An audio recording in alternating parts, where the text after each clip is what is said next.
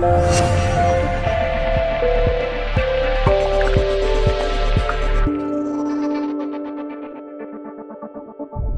everybody, what's up? Welcome to a new episode of Candid Conversation. Today I have an awesome guest that I'm really excited to share with you guys. Her name is Leanne Venier, and she is an expert in color therapy and light. And she has a very interesting story on how she got to work with light and color, and she's also an artist. So I'm really excited to share her story and to download a lot of her wisdom so that it can help you in your inner journey wherever you're at. So please welcome her. Hi, Leanne, how are you? Hi, Stephanie. Thanks for having me. Thank you. Thank you for being part of Candid Conversation. Cool. So I want to start off just to get a little bit of your story. I know that you originally, your background has been as a mechanical engineer. Yep. Is that correct? Yep, that's what I started doing. And from there, I know that you started taking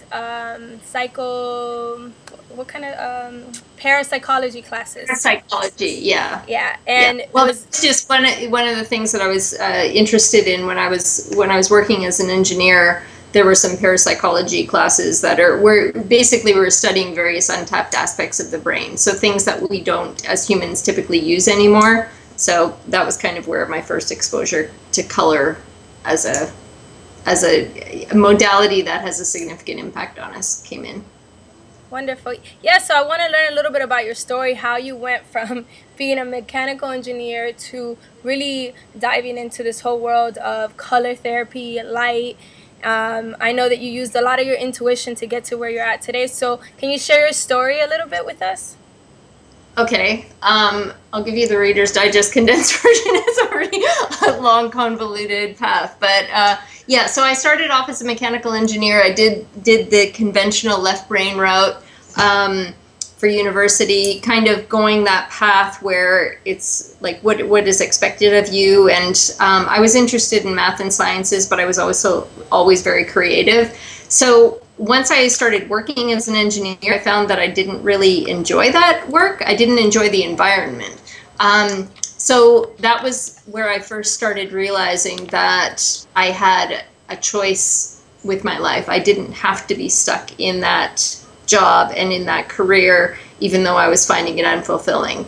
So that was where I started taking these other courses and creativity type things, and studying different aspects of the brain and just all kinds of other things that I was interested in that I wasn't getting from my engineering work. You did say that your intuition told you that it was time to leave mechanical engineer and to go to Italy, and you just literally packed up and left. So I'm very curious to learn about that because, one, I'm a huge advocate about following your intuition. I mean, I just traveled the world based on my intuition. And right. So I'm really big about promoting people to look within and to really fine-tune their intuitive voice. So that's something that really drew me to you, the fact that you just seem like everything that you've done up to this point has been very intuitive. Mm-hmm. So can you share that with us? Okay, so I think my first experiences about even having the understanding of listening to my intuition came because when I was growing up, my maternal grandmother was from Slovakia, and she told me at a very early age there was something that happened, and I don't remember what exactly it was, but it was something that I really, really wanted. I was a young child, and I was so attached to having this thing, and I was like, I just really want this thing to happen, and then it didn't happen. And she, knowing that I was very upset about it, she explained to me that when we don't get the things that we think that we really want, it's actually a very good thing, because that means that something better is coming down the road. And I'm paraphrasing, obviously. She spoke in broken English. She was from Slovakia, and so she had a very thick accent. But she was very wise and like a living Buddha. So anyway, she told me that, and she said, sometimes we don't get these things that we really are convinced that we want and we have to have, and it turns out to be a much better opportunity. So I just started paying attention to that in my life. And then I started noticing that there were times when I really, really thought that I wanted something, or I thought I should do something, and that's kind of what was expected of me, or whatever the story was that went with it. And when that thing wasn't manifesting, when it wasn't happening just very organically and everything going click, click, click, falling into place, because that is what will happen if the thing is right for you, if that opportunity is right for you, you won't have to be like pushing and shoving and trying to make, you know, bulldoze over mountains to make it happen. It just everything falls into place. All the people show up that need to help you to get there and that sort of thing. So I just started paying attention to that from, you know, an early age, and I found that that was always true.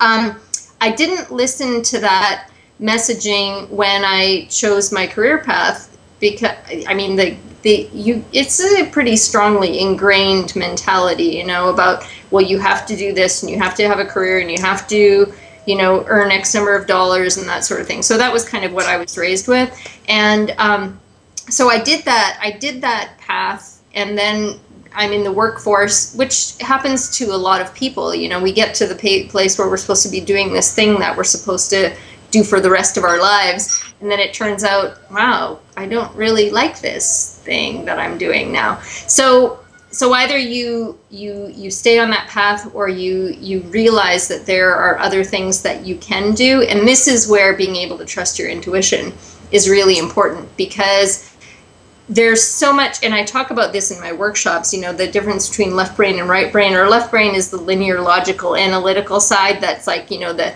little devil that says, no, don't do it, or, or do the bad thing, or whatever. But, and the right side is that the intuitive side, that more creative side, the side that is in direct communication with our unconscious mind, and where we get these insights. And when we know when we're supposed to be doing something, I mean, that's really in alignment for us. That's where we're getting messaging from the right brain. But a lot of times the left brain will take over, and it will say, no, you need to have a steady paycheck. No, you need to do this. You need to have, you know, the logic, rational. Yeah. So fortunately, I had an experience while I was working for Lockheed. I used to design submarines, and had this kind of awakening where I realized that I did have a choice.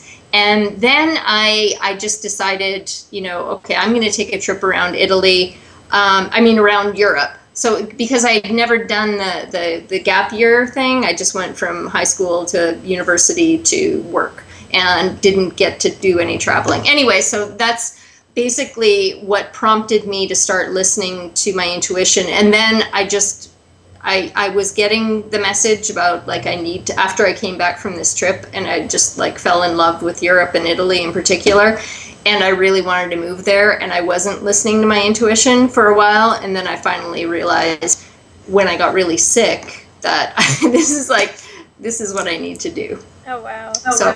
So basically, until you got sick, and that kind of was a little bit of another kind of awakening where it was like, hey, listen, what you have to do, type of thing. Yes. Right? So what happened was I took another trip around. Europe. I got laid off from Lockheed. I decided to take another trip around Europe because I probably wasn't going to have another opportunity to do this if I took another job, because I was thinking about getting another engineering job. Okay. And I really didn't want to do that. I was really, really happy when I got laid off. Our whole team got laid off, and I was just like, oh, this is great. Now I can, you know, travel and do the things that I want to do. And then I realized that, okay, but then I have to go back and be an engineer again, and I'm not really going to like that. The security. So anyway, the security thing. So I take this trip, and when I came back, that's when I came back, and I was supposed to be looking for a job as an engineer, and then I got really sick right as I got on the plane coming back to the United States. So total psychosomatic illness, my body telling me, like, you don't really want to do this. You don't really want to, you know, stay in this career path. You don't want to, you know, do this thing that you're not finding fulfilling. And I kept feeling like, God, I would just love to be able to move to Italy. But I can't, because, you know, there was a whole long list of left brain explanations as to why it was a bad idea.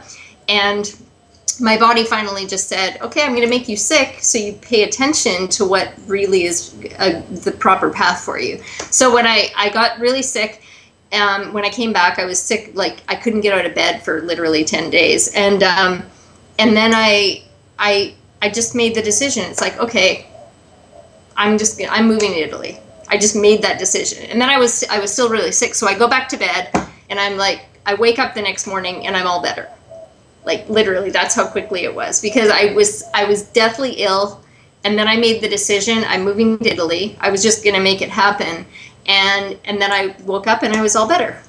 Wow. So then I booked a ticket for 5 weeks later. Yeah, that was, I don't recommend that. I don't recommend giving yourself only 5 weeks of time to sell all your stuff. And yeah. Listen, yeah, I don't recommend it either, but sometimes it works. I had to do that. It did. It worked. I thought that would be plenty of time, 5 weeks, to get everything in order, to move to a foreign country where I've never lived before and sell all my stuff. It was like just getting rid of everything that was the time-consuming part. Yeah. But yeah, I'd probably, if I were going to recommend that to somebody, I'd say give yourself 3 months, or at least, at least 2 months. Plan anyway, it out. It all worked out great. Yeah, it usually does. Like, for me, I wish that I could plan things out, but I go to two extremes, so crisis mode. So if I make a decision, it's like 1 week to get everything done. Right. Well, actually, that's part of for getting into flow state, where everything works very quickly. And again, I teach this in my workshops, because in order to be able to get into flow state, one of the requirements is, or flow state, or in the groove, or in the zone, when everything, just goes bam, bam, bam, bam, bam, and everything is effortless, and you get all this stuff done in such a short amount of time. But one of the requirements is there has to be some kind of pressure situation. So you have to have something that creates that zoom, that tunnel, where you can just kind of, put on your blinders and go straight, full speed ahead. That's interesting. So, yeah. Yeah, so there has to be pressure. That's true, because as you say that, when I look back, like every time that things have worked out in flow, I'm always it's always in crisis mode. It's always like down to the wire, but then it all works out. And I'm always like, why does it happen that way? I know, but it's amazing how much you get done. Yeah. When you have that pressure, it's like, oh my God, I don't have a choice. It's not like I've got 3 weeks to do this thing. I have 3 days and I need to get it done. And you get into that focused zone, and then you kind of manifest everything that needs to happen, because that energy is in alignment with where you're supposed to go. And as you're talking about this, is there, through your studies and your workshops, have you found a way to perhaps teach people how you can get in that focused state without needing to have the crisis pressure? Is there? Yeah, actually, I do, and I teach that. I teach a technique that I just kind of stumbled across, and again, the whole reason I started teaching the workshops was because somebody asked me to teach a workshop about color and light it was for the UT Health Sciences Center in San Antonio.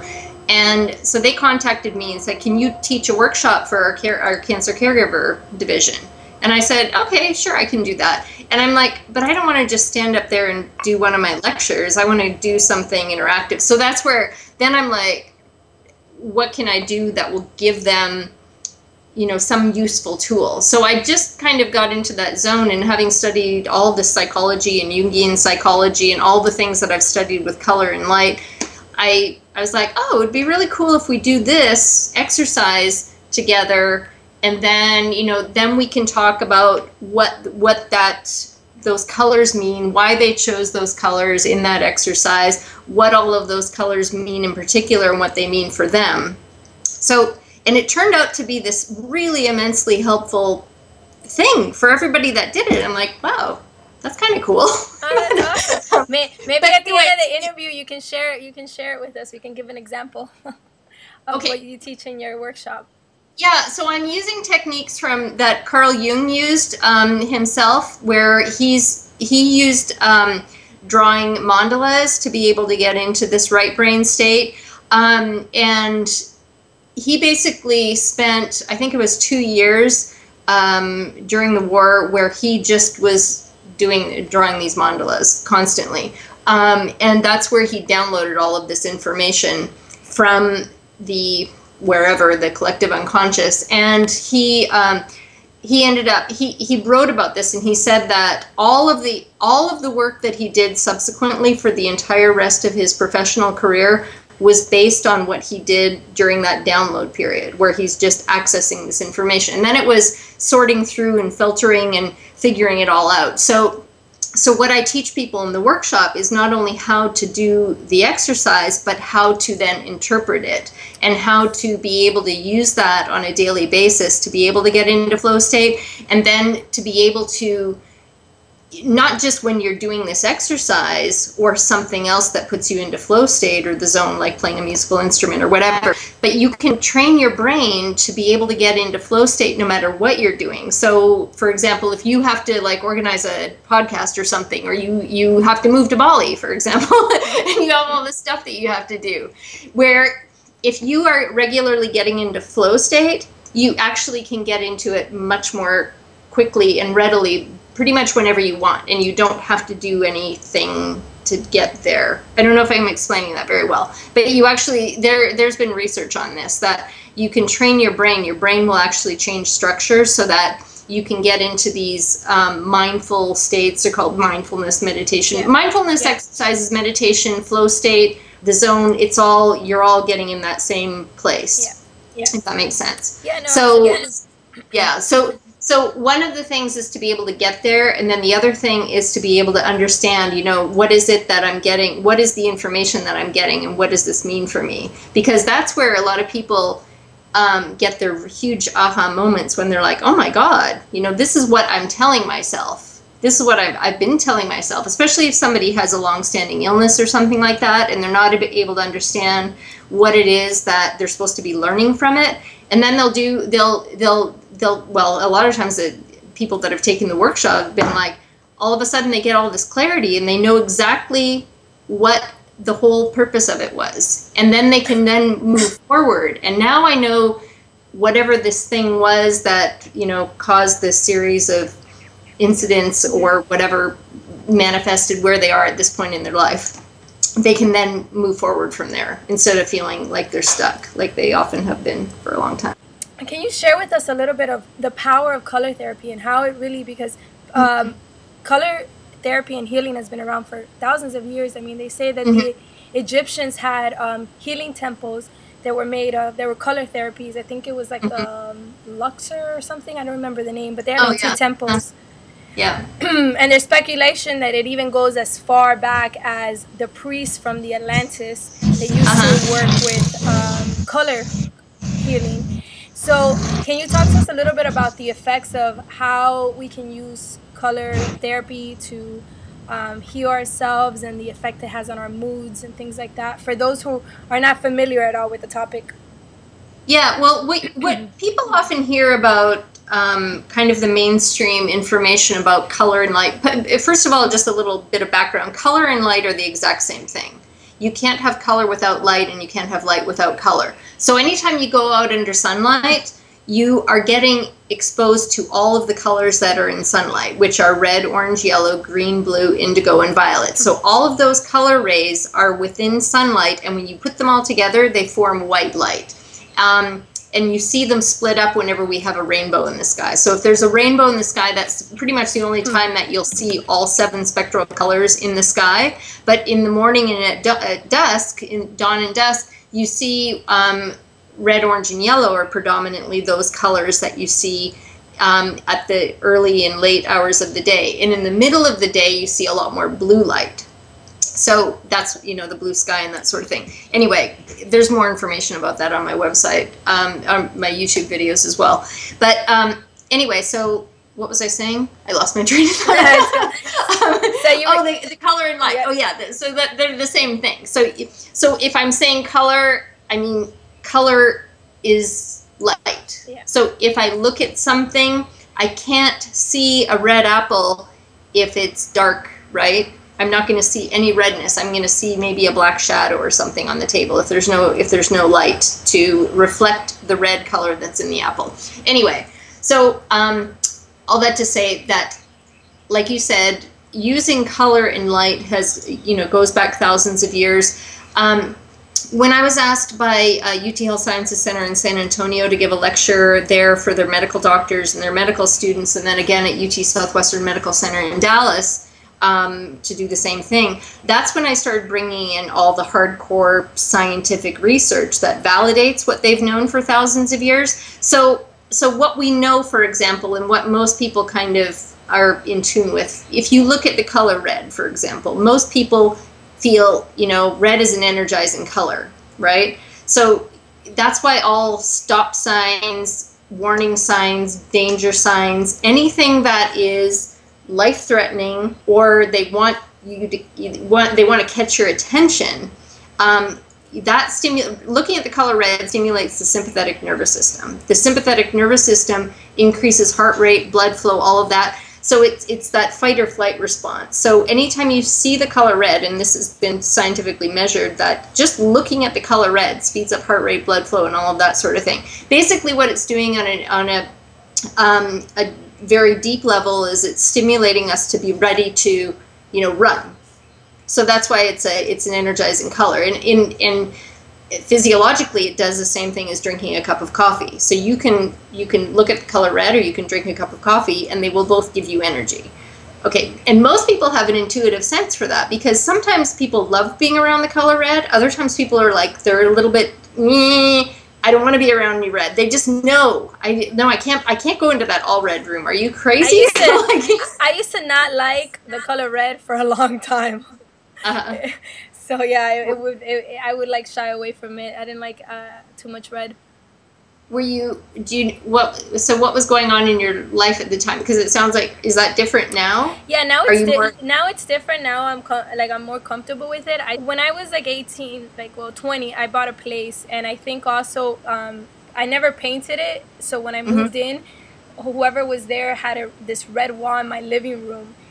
And then I had this black wall in my kitchen, and the energy, and the energies in my house was, besides the colors and other stuff, but the energy in that house was so bad.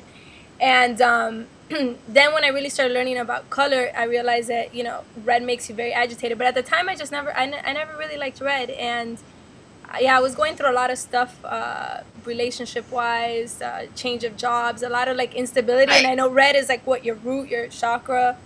Right. It is, and but the reason that I asked about what was going on at the time is, if you have a lot of stress already in your life, being around red is kind of like the straw that broke the camel's back kind of thing. It's like, I'm already stressed out. So if you've ever do you drink coffee? Yes, that's all. Yeah. Okay, so yeah, I love coffee. I can have 1 cup. Well, my cups are kind of big, but anyway, I can have 1 cup of coffee, and I like really, really good coffee. And if I like the flavor so much, some days I'm like, I'm just gonna make a 2nd cup of coffee, and that's always a mistake, because it's too much caffeine. So it's kind of like you're already stimulated with caffeine, and then you have a 2nd cup, or for some people it could be the 5th cup, whatever it is. But that puts me over the edge, and then I can't focus, can't concentrate. So if you were already in a very stressed out state because of relationship and moving and buying the house and blah blah blah, whatever else was going on, anytime you'd be anywhere that you could see that red room would just be that's that extra cup of coffee. So not a good color for you at that time. But now it sounds like you're calmer. I mean, you're living in Bali, so... Yeah, no, now it's been a couple years. Now I'm okay with the color red, and I wear it. But around that time, it actually makes sense, because we always used to hate that wall. Me and my ex would always be like, but we never got around to paint it, and we just didn't like it.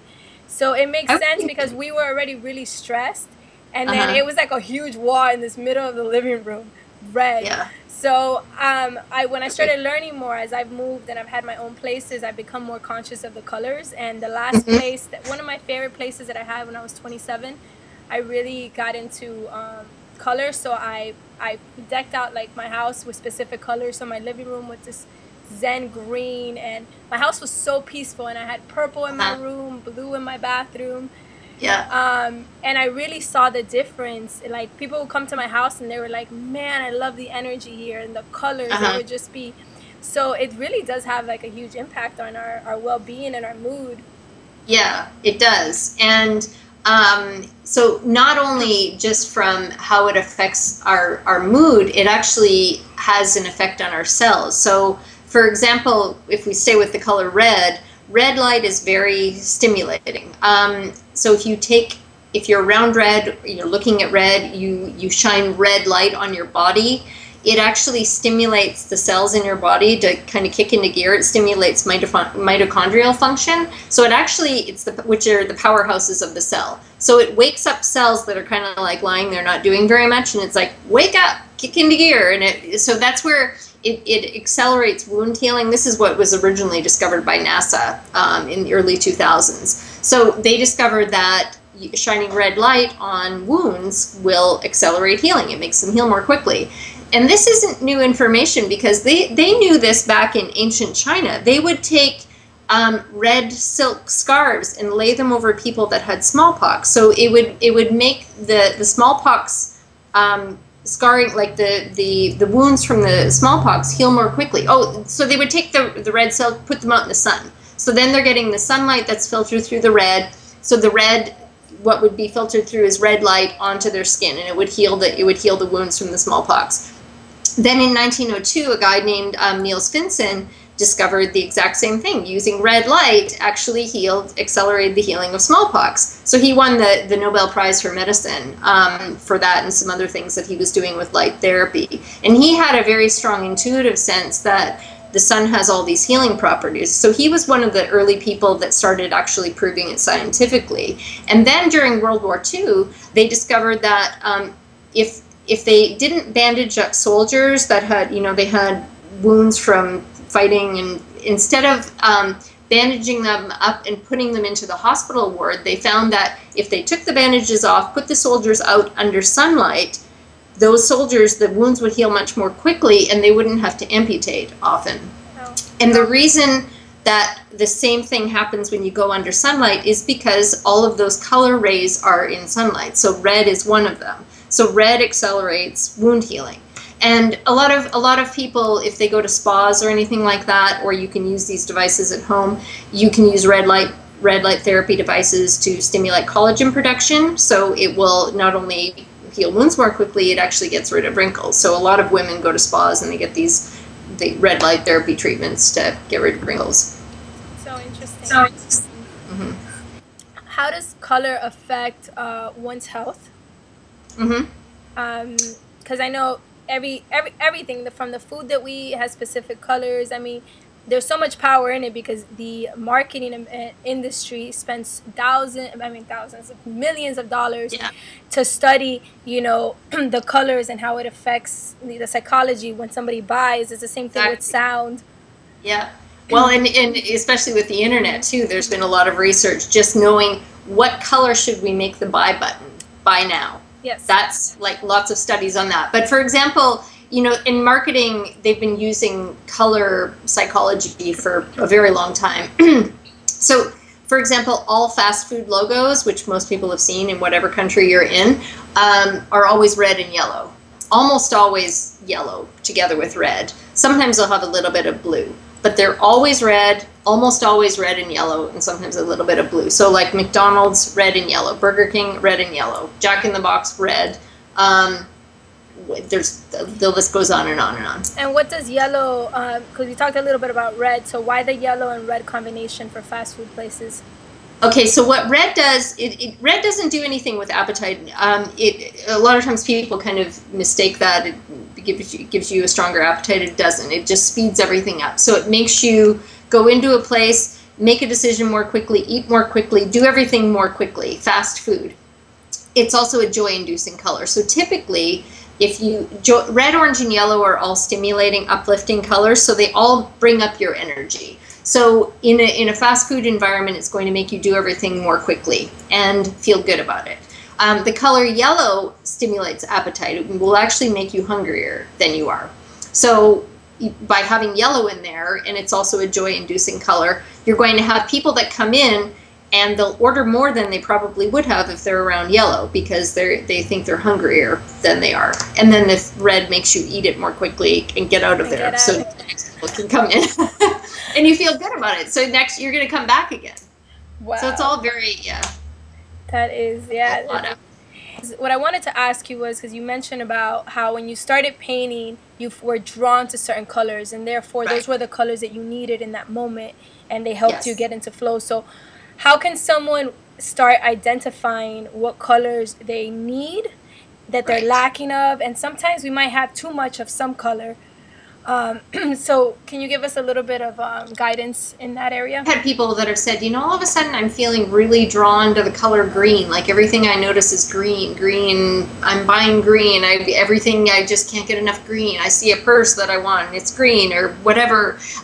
So a lot of times people have an awareness already, and it's unusual for them to be drawn to a particular color because it's not usually their go-to color or one of their favorites. So that will kind of stand out for a lot of people. Other times we don't really know. Like I had many times where I've gone into my studio to start painting and I don't know what color I need. I don't know what color I'm particularly drawn to on that day. And the way that I paint my paintings, they take months to create. So I can have, you know, 20 different colors on the same painting because I've got layer after layer after layer after layer. So each painting will have all of this different color energy in it. But whenever the day I go in and I need to work on a certain painting, or it's not that I need to work on a certain painting, I need to work with a certain color. And then I work with the paintings that can take a layer of that color. Does that make sense? Yeah. So what I will do when I don't know, because if I'm not using a color that I literally feel strongly drawn to, then it's harder for me to get into flow state. So in order to identify what color energy I am needing on that day, I have travel magazines that I will look through. I'll just like flip through the pictures, and they're very colorful images with pretty much all the colors in these different photos. And I'm not looking at the imagery itself, I'm just looking to see what color will jump off the page at me. So I might be looking through and there are, you know, tropical scenes and, you know, teal water, or there might be sunset images, and maybe everything that I'm noticing will be this green blue. Teal will be jumping off the page, and I look, oh, that's really catching my eye, and then I flip a few more pages and oh, that's catching my eye, and there's that same color again. And does that make sense? So I literally will look and see what specific colors are jumping off the page at me, and then I can get information because I know what those colors do for us. And I have all this information on my website too. So if you look at if you know what color you're drawn to, then you can go and see what is it about this color that I specifically need right now, because that will just give you a lot of information right there. And if you're feeling particularly drawn to a color, then it's really easy to bring in that color into your home or in your office setting or anything like that, because you can you know, like in my kitchen, I have lots of color. I have lots of red in there.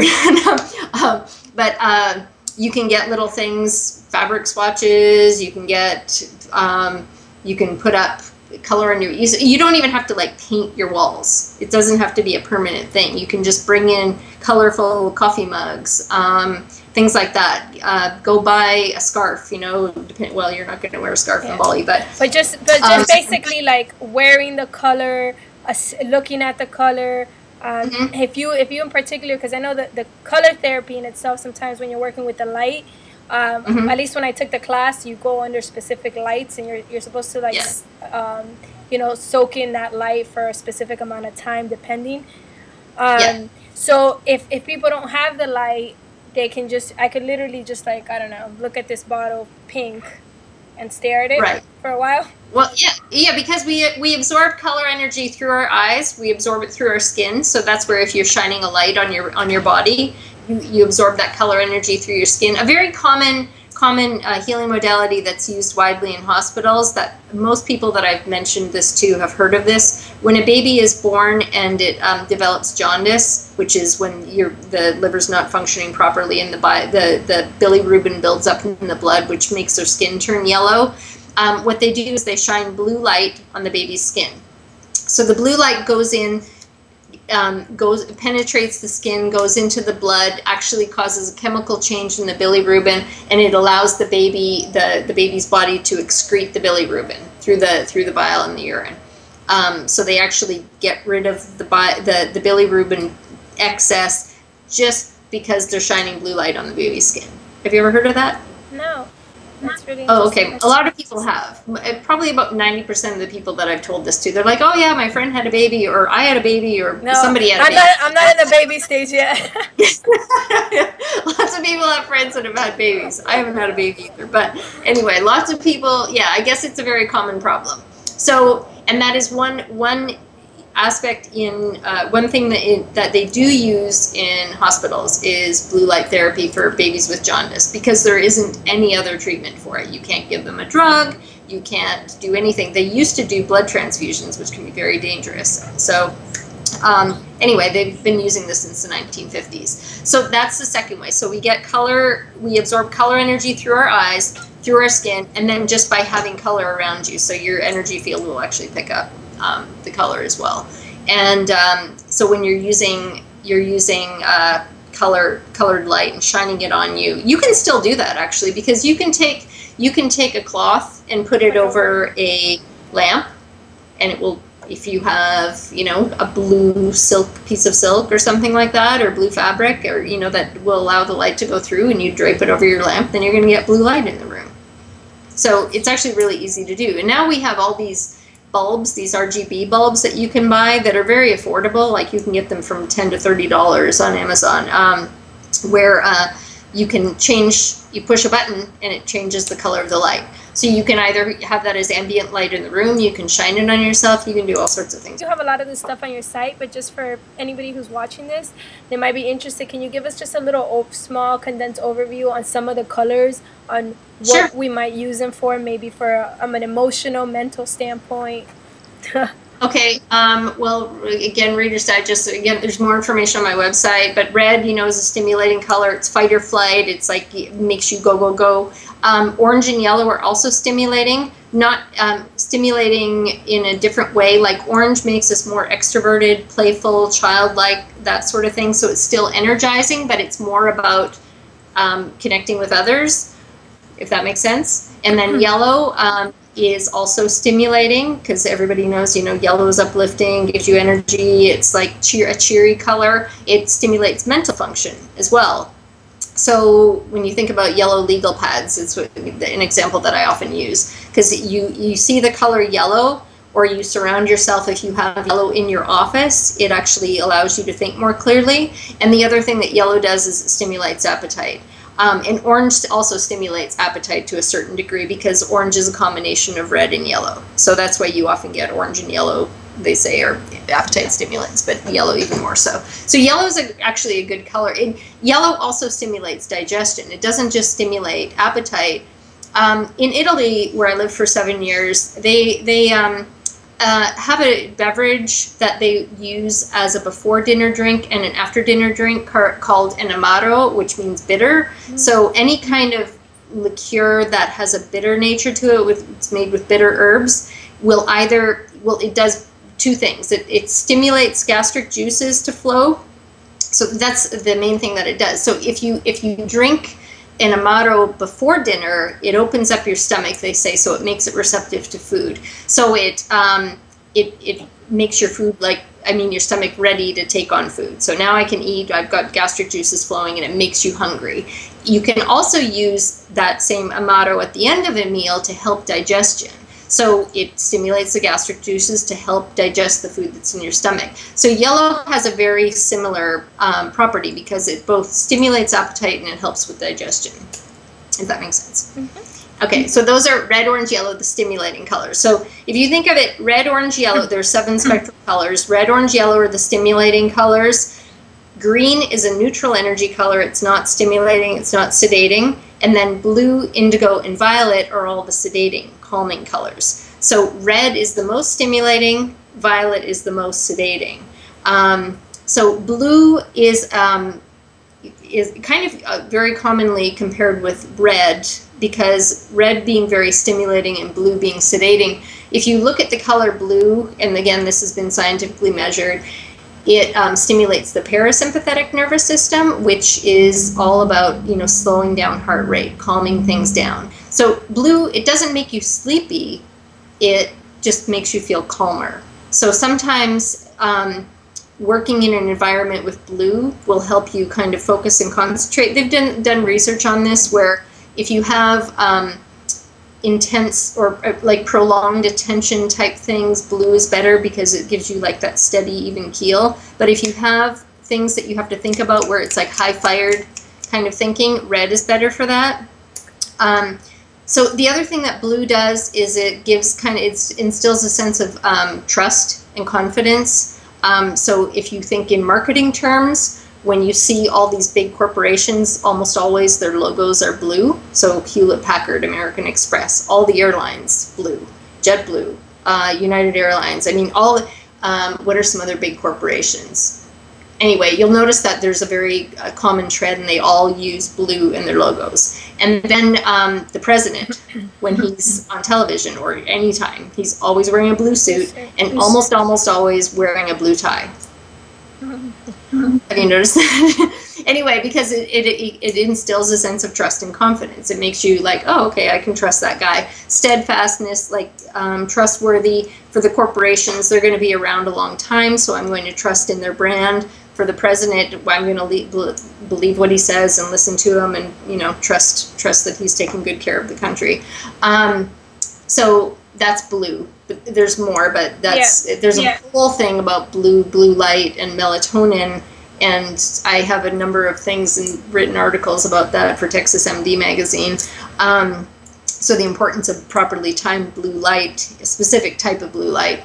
But anyway, that's another whole side topic. So indigo corresponds with the third eye. So it's a very good color to have for enhancing dreams, for being able to get in touch with your intuitive side, for that sort of thing. Enhancing intuition is probably one of the main things that it will do. And then violet is going even beyond that, where it's kind of a visionary color, so it allows you to not just tap into your own information and intuition, but tap into that greater collective unconscious.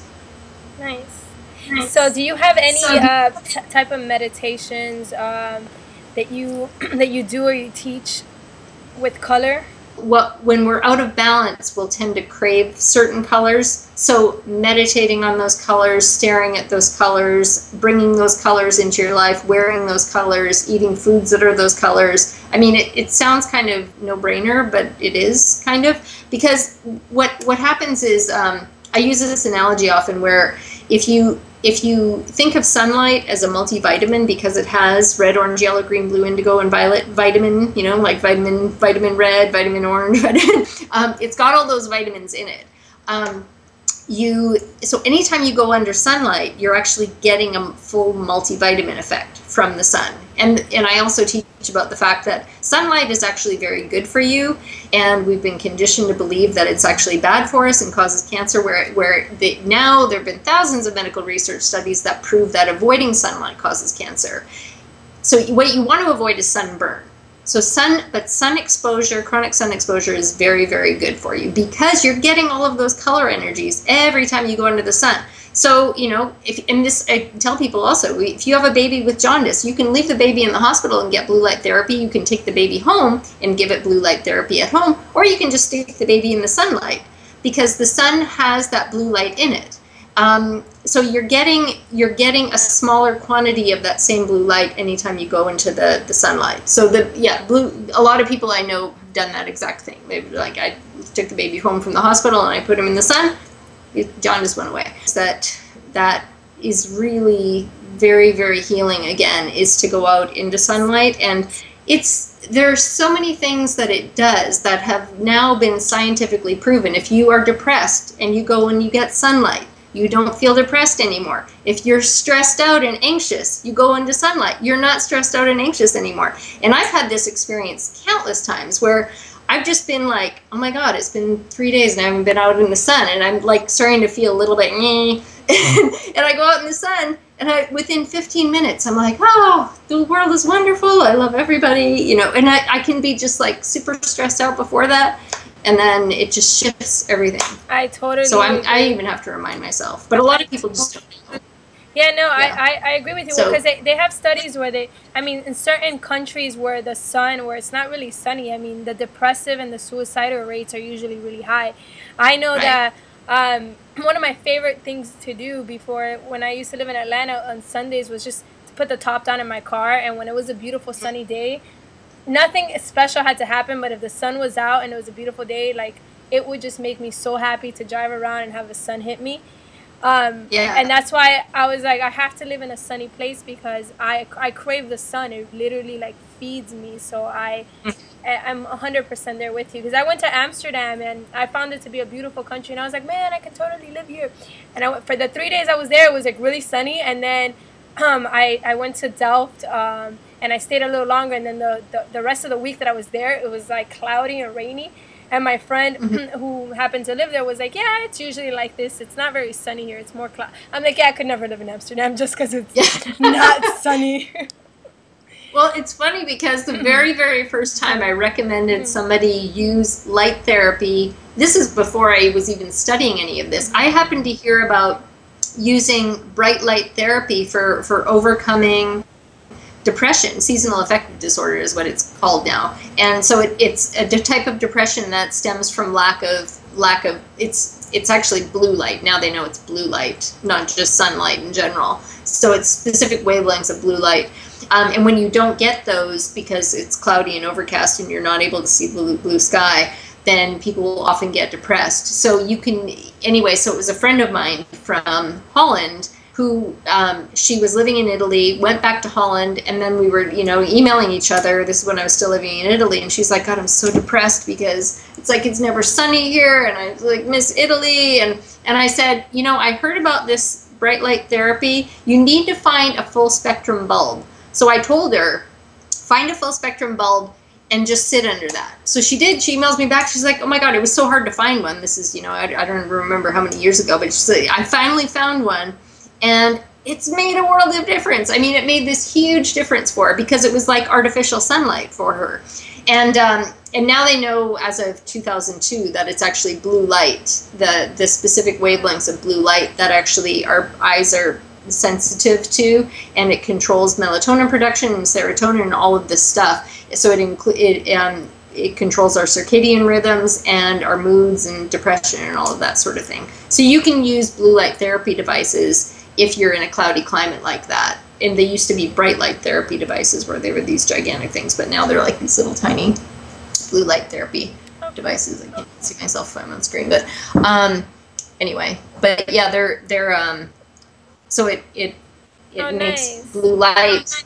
So you just have it sit on your tabletop, and for 15 minutes you can be working on your computer or doing anything, and that gives you your dose of sunlight. So it tells your body, it resets everything. So you don't feel depressed, you don't feel anxious, you go to sleep at night when you're supposed to.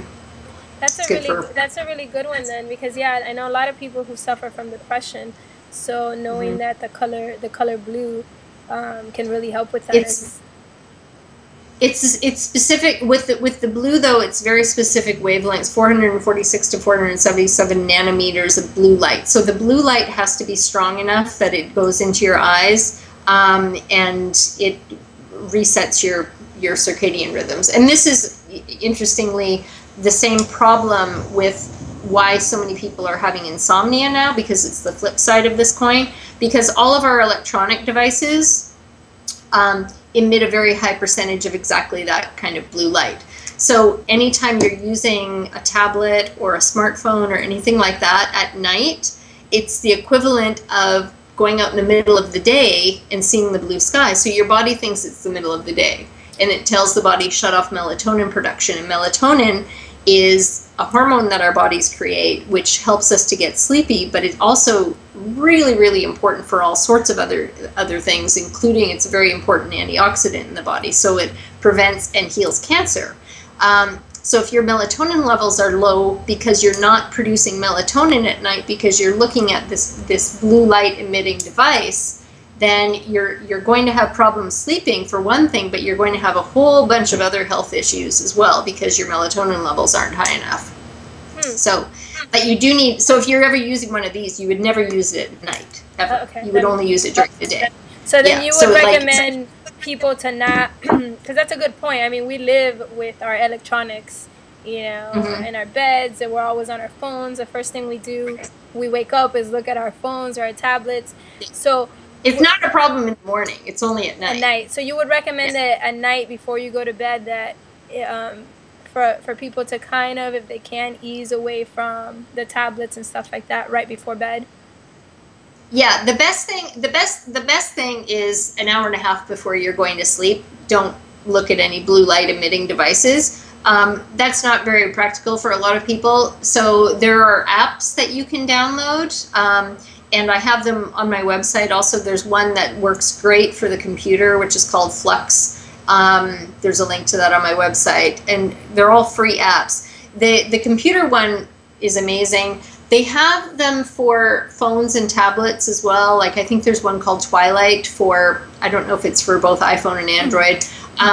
But there are different ones. If you just look at blue light blocking app or something like that, some of them just make your screen look really terrible. So, like, I can't use them, so I just stop using my device at night. There are other things that you can put orange overlays on your screens at night. You don't necessarily want to have something that blocks all the blue light during the day as well, because that, for some people, is the only blue light they're getting. So, but yeah, if you have, like, you can get removable screens that you put on your, or not screens, they're sheets, like plastic sheet to put over top. They also use things like that for children with autism, because they find that if they put colored sheets over top of reading materials, their brains are able to focus on through certain colors and read the letters more efficiently. Oh wow! So, is there a specific color that they use for autistic kids? For blocking blue light, you want orange. For autistic kids, it varies. Sometimes it's orange, sometimes it's blue. So it depends on the specific child. But usually you can get like a whole kit of different colored sheets, and then you just try them typically with autistic or kids with dyslexia. It's the same thing. So there's lots that they've been doing as far as, you know, working with children and understanding how different colors affect our brains. Wow. But for blocking blue light on a phone, you would want orange. So orange will block the blue light. But you can also buy orange glasses that you wear at night, so you're not seeing any light, you know, blue light coming from your white light bulbs. I mean, that's kind of impractical, because I would not feel like I want to walk around the house with orange colored glasses at night. It just seems like it's more practical to turn your lights down, or turn them off, or use the RGB bulbs, and don't use white light at night or blue light. Like what I typically do when I go into my bedroom at night, and even if I'm watching something like on streaming video on my computer, something in my and I have my Flux on my computer, so there's no blue light coming off the screen. But in my bedroom, I will have, I use the Himalayan salt lamps. Have you ever seen those? Yeah, my mom has. So they're actually really good. Yeah, so there's additional benefits to using those, but they give this really nice peachy pink glow. So there's no blue light in it at all. So you're not getting any of that messaging. It's the middle of the day, shut off melatonin production. So it's very calming and relaxing. And then I have an RGB bulb that I use, turn it to red. And it's not like shining right at me, but it just gives you a red hue. Or you can take, again, like I said, if you have a lamp in your room, take a red silk cloth, put it over top, or orange. Orange would also work. And there are lots of ways to do it. So basically, color affects everything. So from our mental state, our health, emotions. So if we're going through something emotionally, if we're trying to calm our thoughts, if we have some irrational fears, we could technically work with light and color, which is the same, to calm down our emotions and to calm and ease our thoughts as well. Correct? Mm-hmm.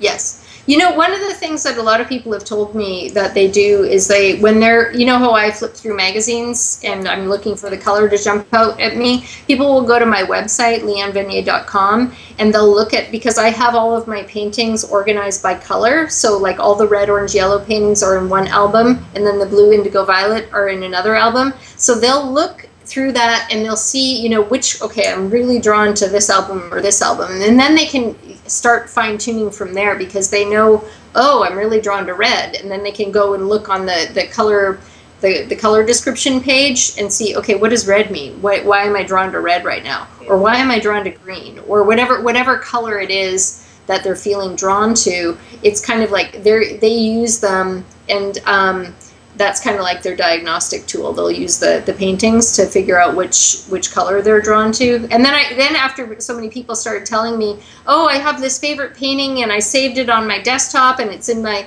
you know, I use it as my screensaver. And I'm like, well, it's probably blurry because, you know, that you can't, they're not very high resolution. So then I just made a whole bunch of screensavers in high resolution that people can download for free on my website. So if they have a favorite, then they can just like save that, because I'm like, if you blow it up that big, it's going to be blurry anyway. So these are very high resolution, nice crisp, free screensavers.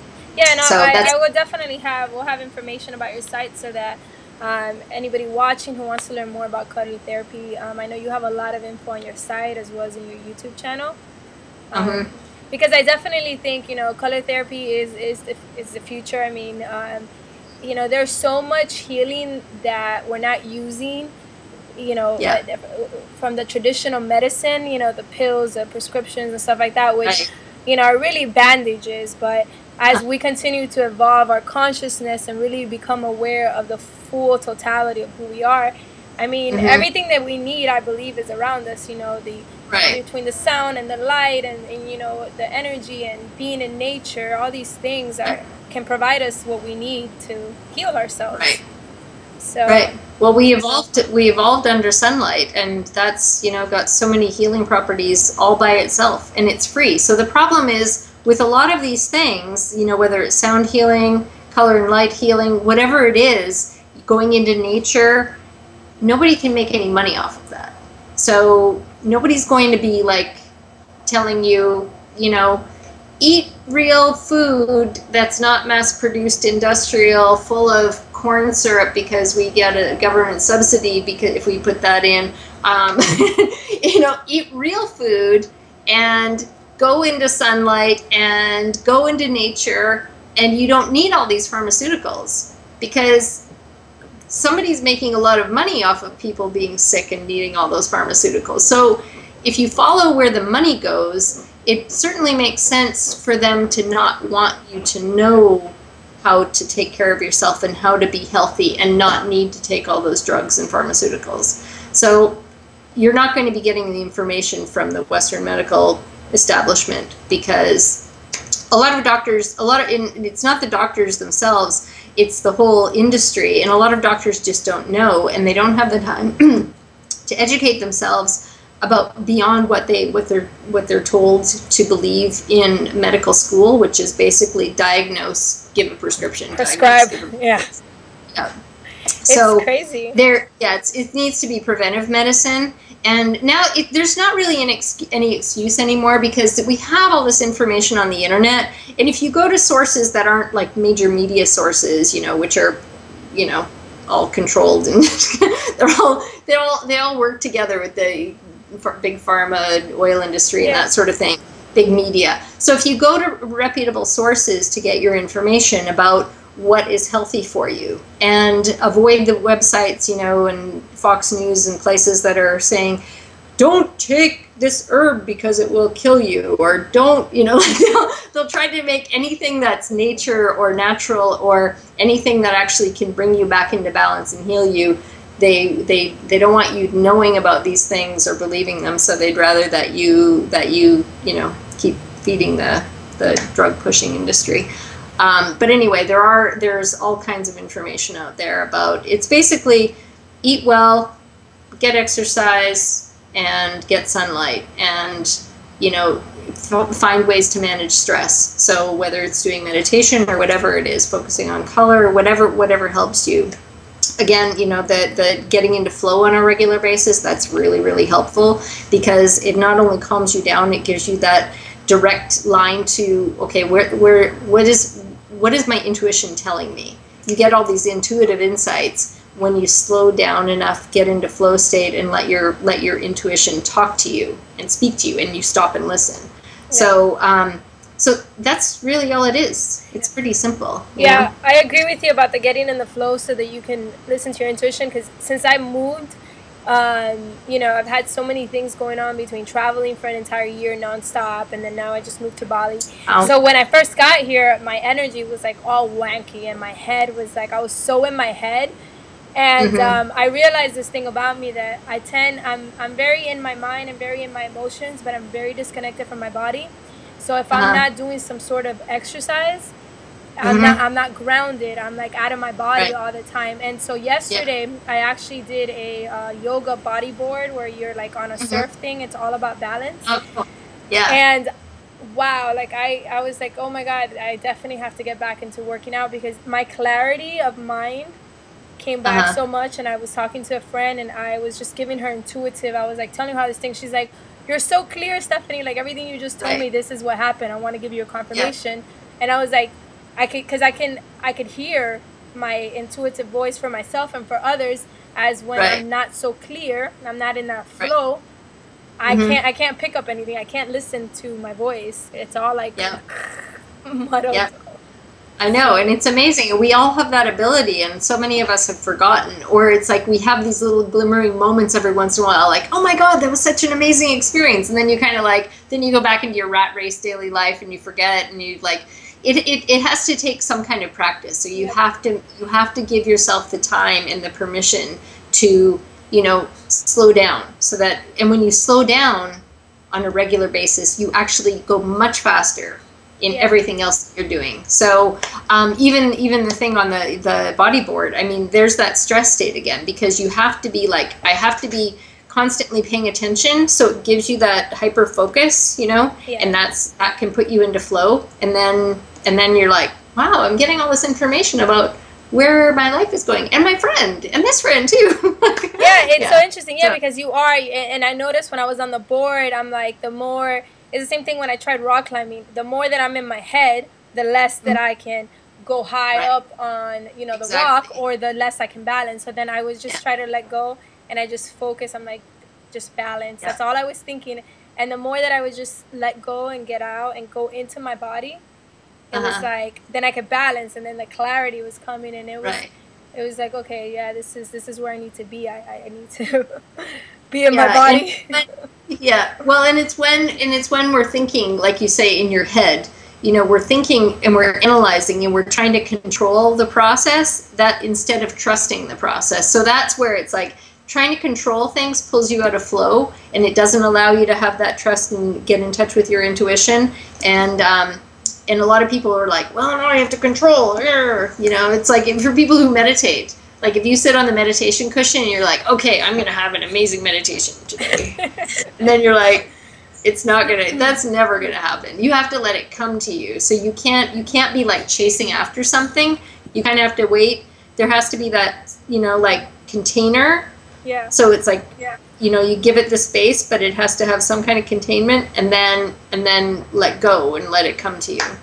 You know, this is an awesome topic, because that's so true. As you're saying that, it's for manifestation is the same thing. You know, you want it, but you have to be able to let it go once, you know, you pull in the energy. And as you're saying that, I was having this conversation yesterday.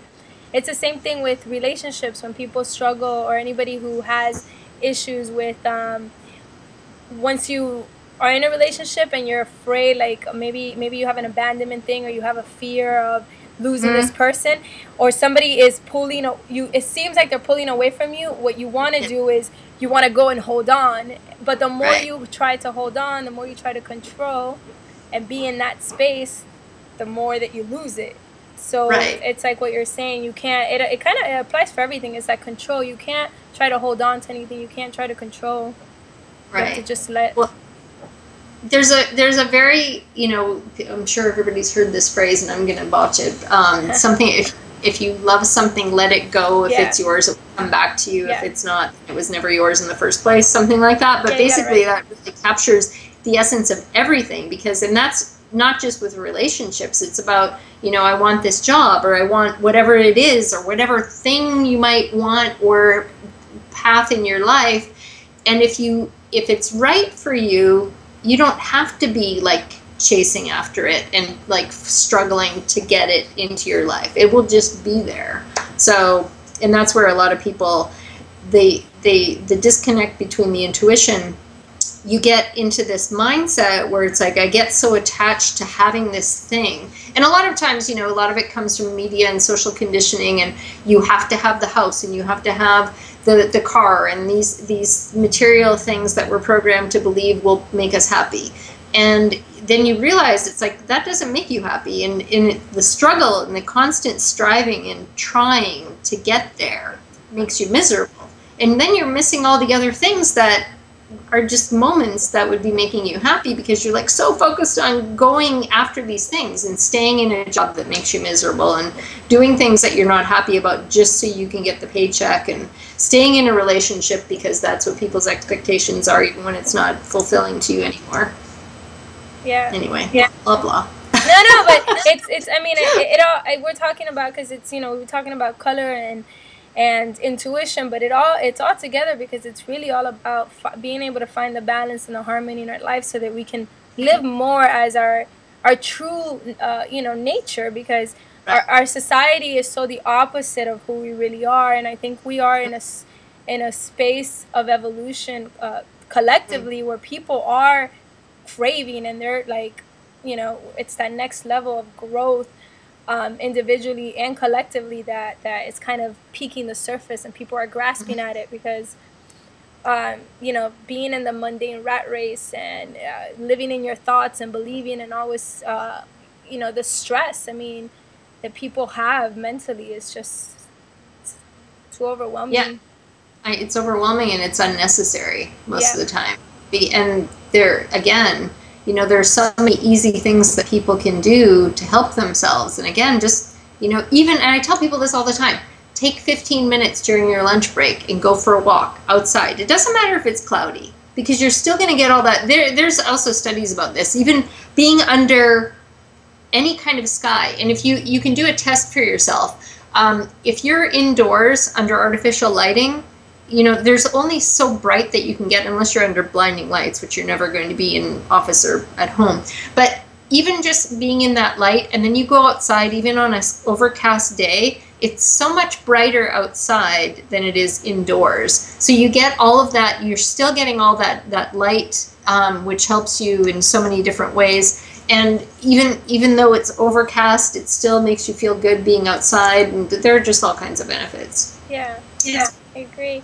No, this has been really great, and I hope that anybody listening to this, you know, will get inspired to want to learn more about color therapy and really start bringing more healing into their lives, because really we have all the tools we need within us, and if we don't know, we can seek out, you know, guidance from others who, you know, have more of a familiarity and are more in that space that we want to learn about. So I really appreciate you sharing your feedback with us. And before we wrap up, is there anything that you want to share with us? Any last kind of words, wisdom, anything you want anybody to know?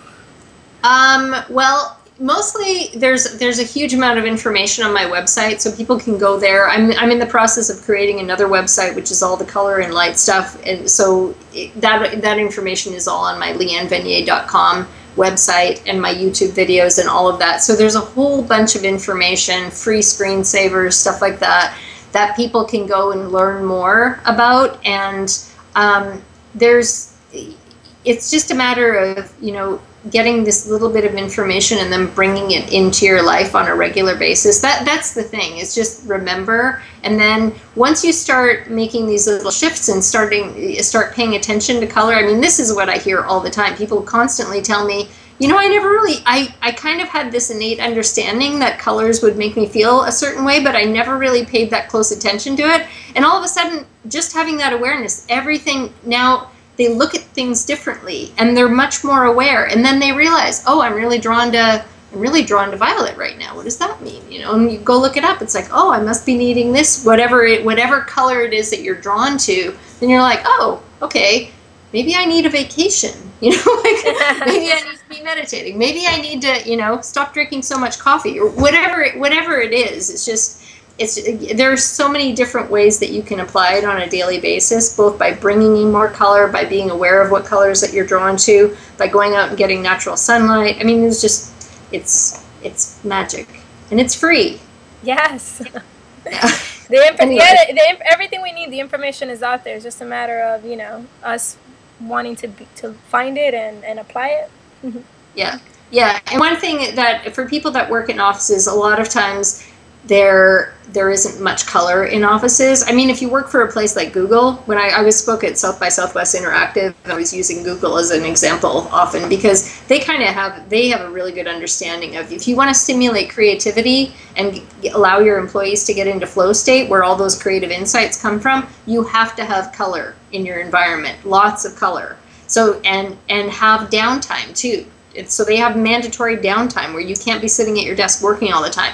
And everywhere in the offices, they have lots of color. So I tell people, even if you don't work for Google, bring color into your office. I started because I had so many people that were asking me about my paintings. It's like they wanted prints and they wanted some way to bring in my artwork into their spaces. So I just started doing, like, putting my paintings on things like coffee mugs and mouse pads and stuff like that, so people can buy those and put them in their spaces, and then you get the healing effects of the artwork and the color and that sort of thing. But there are all kinds of ways to do that. You know, like I said, just go buy some fabric swatches or whatever. Bring color into your life. And you don't have to wear it either, because a lot of times people are like, I don't want to wear red because it'll call attention to me. But you don't have to wear it. You can just have it around you. Nice. Good to know. Well, thank you so much for being part of Candid Conversation. I've really enjoyed speaking to you today and learning more about your knowledge with color and light. Thanks, Stephanie. I enjoyed it too. You're fun to talk to. Thank you.